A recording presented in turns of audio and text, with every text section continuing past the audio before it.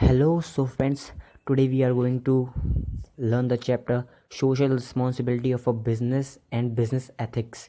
It is a chapter number 6 of class 11th Commerce, and today we are going to study this chapter. पहली बात जो हमें देखनी पड़ती है कि हमें जानना होता है कि सोशल रिस्पॉन्सिबिलिटी है क्या। सोशल रिस्पॉन्सिबिलिटी का मतलब होता है कि एक बिजनेसमैन की रिस्पॉन्सिबिलिटी मार्केट के या फिर दूसरे जो नेचर है उसकी तरफ एक बिजनेसमैन की रिस्पॉन्सिबिलिटी क्या बनती है। तो in other words we can say that social responsibility means it is an obligation of a businessman towards the different sectors of the society.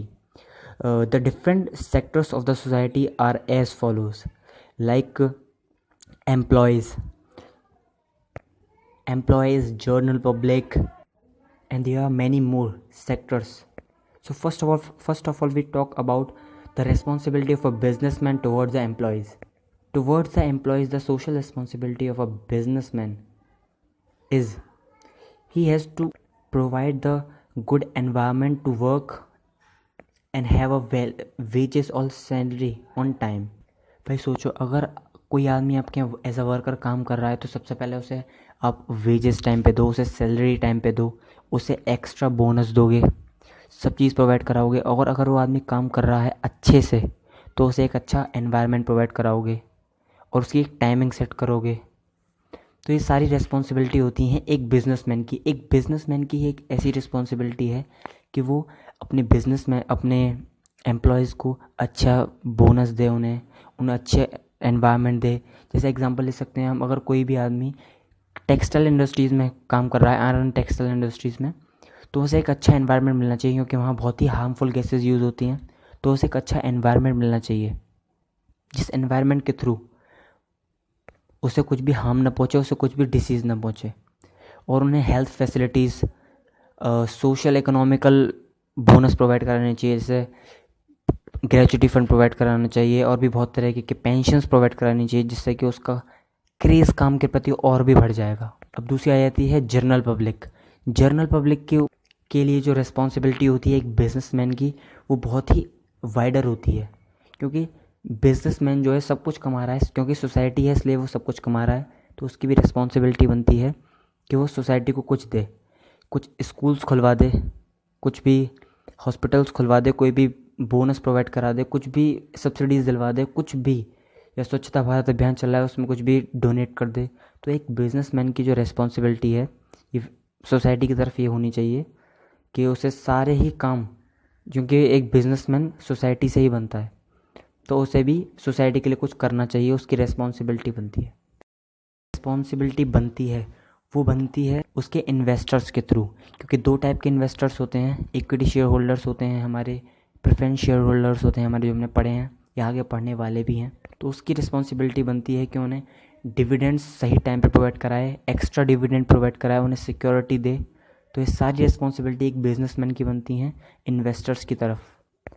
अब हम पढ़ेंगे कि बिजनेस में पॉल्यूशन का क्या रोल है।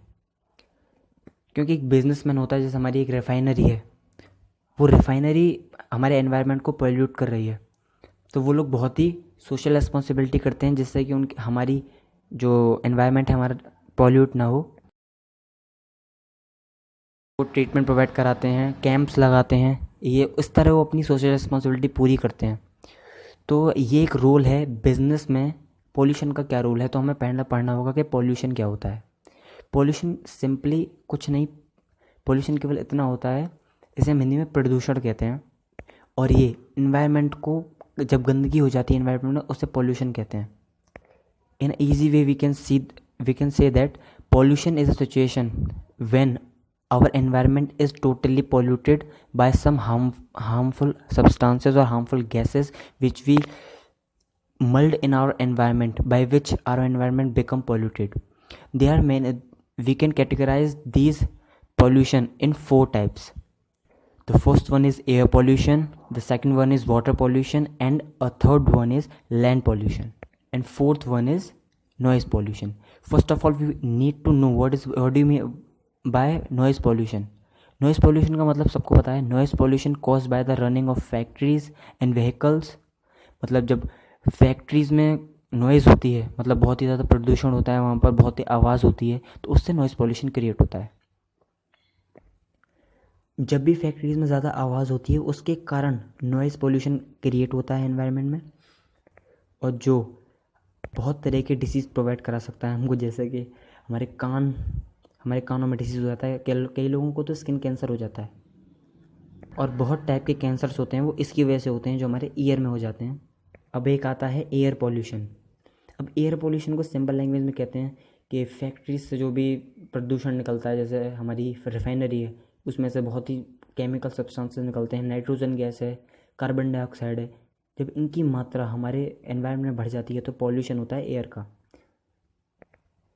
Air pollution is result of combination of factors which lowers the air quality. ये pollution जब क्रिएट हो जाता है एनवायरनमेंट में, एयर पॉल्यूशन, तो हमारे जो एयर की क्वालिटी है वो बहुत लो हो जाती है और लोगों को सांस लेने में दिक्कत होती है बहुत।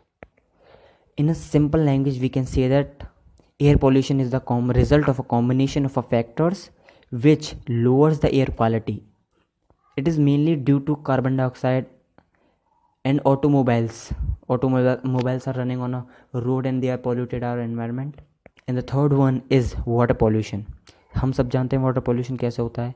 फैक्ट्रीज से वेस्ट निकल कर हमारी यमुना जी में, हमारे यमुना जी के थ्रू हमारे लेक्स में, हमारे पॉन्ड्स में, हमारे हर जगह वो पोल्यूशन फैल जाता है। तो in a simple words we can say that water becomes polluted primarily from the chemical and waste dumping. Business enterprises have been dumping waste into rivers, streaming and lakes with little regard for the consequence. And water pollution has led to death of several animals in our environment which we have extinct from the environment. There are many animals species which has been extinct from the environment or of our nature. अब last आता है हमारा land pollution. Land pollution क्या होता है सब नहीं जानते, कुछ लोग नहीं जानते इसके बारे में। ये लैंड पॉल्यूशन जब हो जाता है हमारे लैंड में टॉक्सिक वेस्ट जो होता है वो यूज़ होता है हमारे लैंड में, तब हमारा लैंड पॉल्यूट हो जाता है।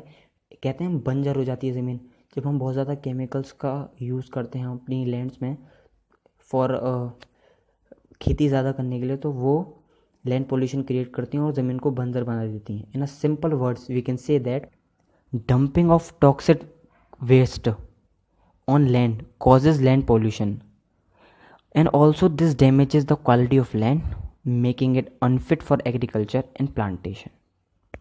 अब देखिए एक टॉपिक और आता है नीड फॉर पोल्यूशन कंट्रोल। हमें ज़रूरत क्या है पोल्यूशन को बचाने की, आप सब जानते हैं। टू मेंटेन ब्यूटी सबसे पहला पॉइंट हो सकता है, क्योंकि देखिए एनवायरनमेंट है बहुत ही ज़्यादा सुंदर है, नेचर बहुत सुंदर है, तो हमारी रिस्पॉन्सिबिलिटी बनती है, एक बिजनेसमैन की रिस्पॉन्सिबिलिटी है कि वो एनवायरनमेंट को क्लीन रखे, स्वच्छ रखे, जिससे कि उस एनवायरनमेंट की ब्यूटी बनी रहे। ठीक है। और इकोनॉमिक लॉसेस का मतलब होता है कि हमारे एनवायरनमेंट में हमें राजा अकबर है हमारे, ताजमहल उन्होंने बनाया था, शाहजहाँ ने हमारे ने ताजमहल बनाया था बेगम मुमताज़ के लिए, हम सब जानते हैं बात।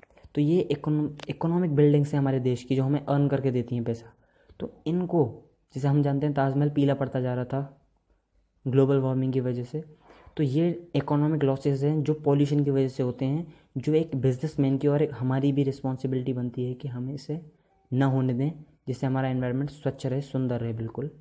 तो it is also known as the economic losses because this type of losses is only because of the economic condition.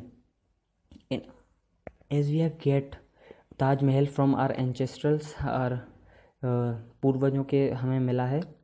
So it is our responsibility to save this environment and clean the environment from the pollution.